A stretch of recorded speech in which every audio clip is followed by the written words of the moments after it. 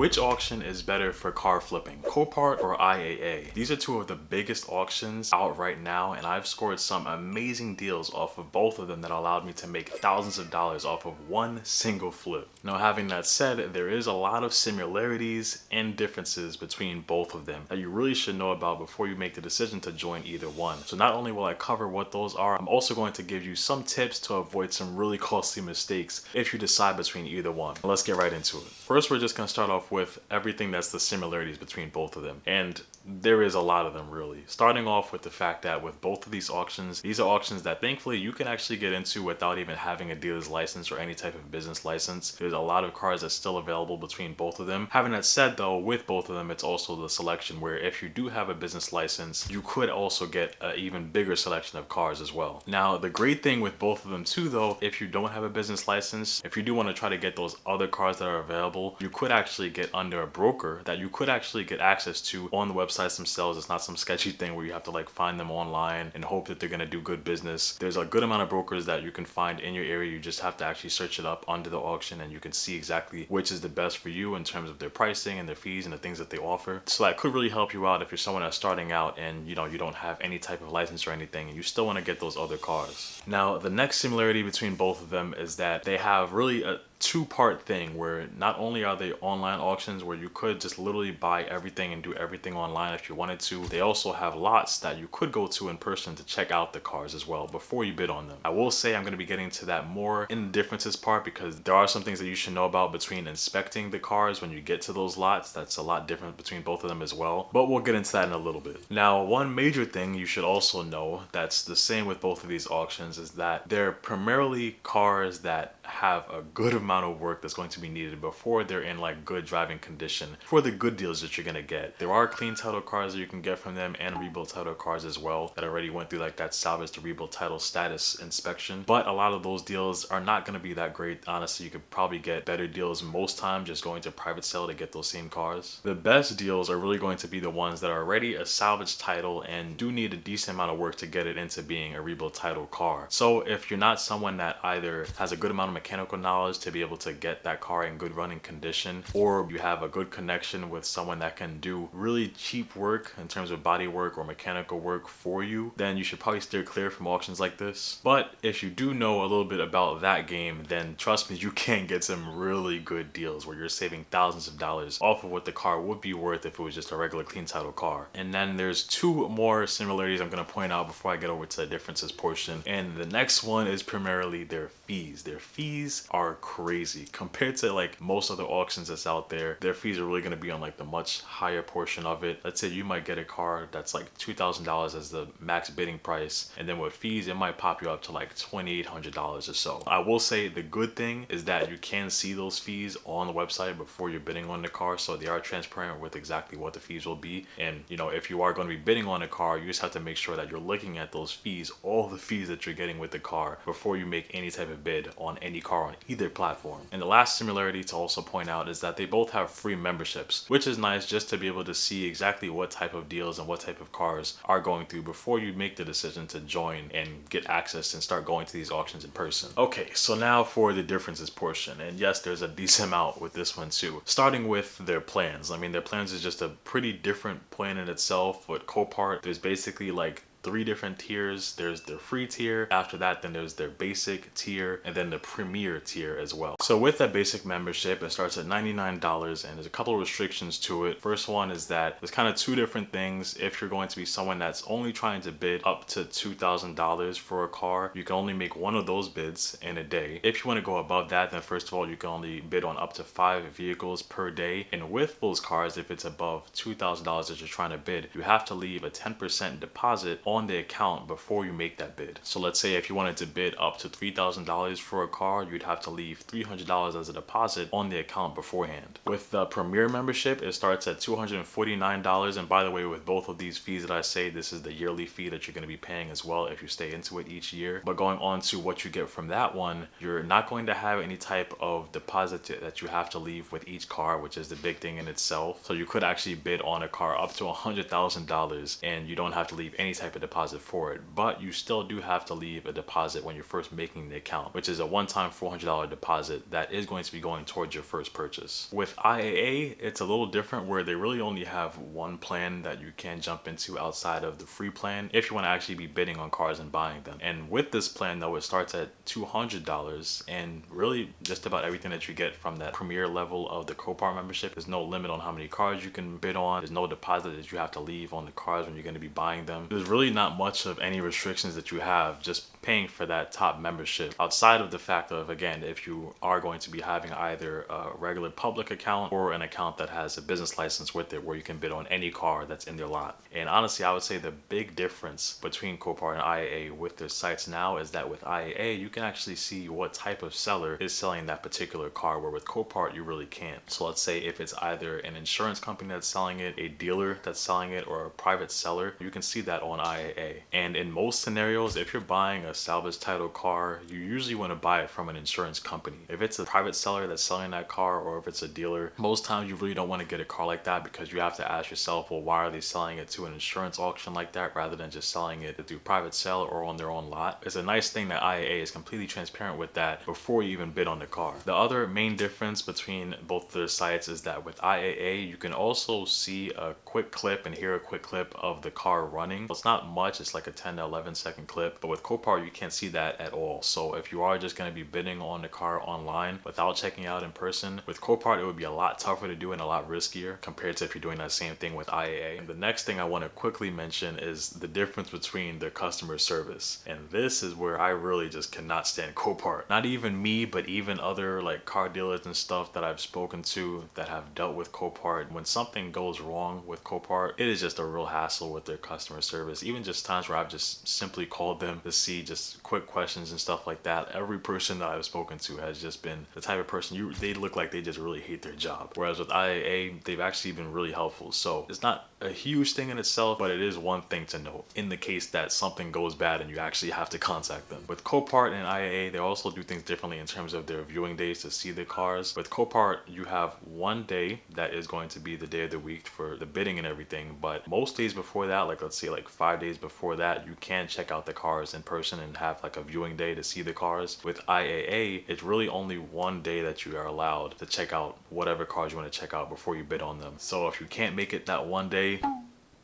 that's really all it is. You really can't work around that too much. The other big thing, really big thing when it comes to both of them, is that with IAA, when you are inspecting the cars in person, you can't start them. With most locations, there's some that I've seen that you might be able to. The day is really just there to just go to see the condition of the car before you bid on it. With Copart, I will say it's not all the grass isn't completely green on that side though either, because yes, you can start the car in person, but first of all, you can't bring a scanner to scan up the car. You also can't drive the car around at all, which some auctions I've been into, especially like dealer auctions, you are able to. And there is going to be someone that's working there that's going to be with you while you're inspecting that car. So you really can only do but so much while you're inspecting that car while the guy is there. And as a quick mention before I talk about what is the best auction that I like between the two, I will also say I did put together a free training just guiding how I make $5,000 to $10,000 per month flipping these auction cars, working under 10 hours per week. It's a full training that I put together that's like 40 minutes long, going over the deep part about inspecting a car the right way, buying it for the right price, and different things like that. If you want access to it, you can go to the link in the description below. But now going on to exactly which is the best between the two. Now, for me, I would like to say that IAA is a little better between both of them. I've seen plenty of people that have jumped into Copart and have gotten some great deals from them as well. But just for me, the main points between, first of all, being able to see, like I said, what is insurance cars that's being sold through there right from the get-go, also being able to inspect the cars a little bit better online without even having to show up in person is a nice thing as well. And honestly, what really pushed me over the fence between really sticking with one of them was the customer service. I mean, it sounds like a very simple thing that isn't that big of a deal, but I mean, when it's like that where you're asking like simple questions to people online before you even do business with them and they're giving you like these attitudes and stuff like that, it makes you really not want to do business with them again. But that's my opinion and what I decided. Let me know if you've already been using either of these auctions yourself and which one you prefer and why as well. Drop it in the comments below so other people could see that. And that's about it. I'll see you in the next one. Peace.